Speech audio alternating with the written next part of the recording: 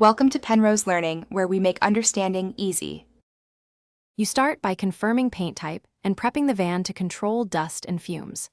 Put on a respirator and chemical-resistant gloves because solvent exposure matters.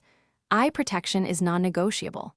Once protected, mask off trim, windows, and seals using tape and plastic. This prevents damage. Next, apply a solvent-based chemical stripper in 12 18-inch sections. Work from top down so drips don't recontaminate peeled areas. Let it dwell according to label. This softens the paint for removal. You now remove the softened paint, starting with plastic scrapers to avoid scratching primer.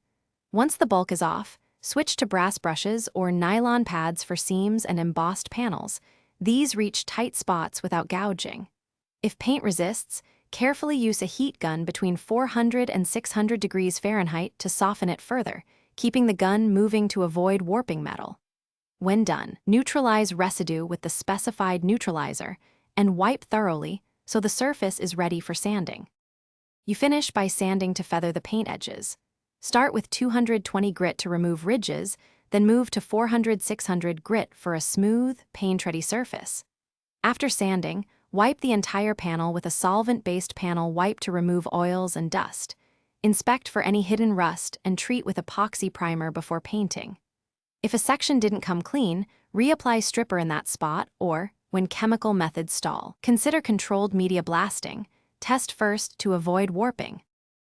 Thanks for watching. If this was helpful, leave a like and consider subscribing. See you next time.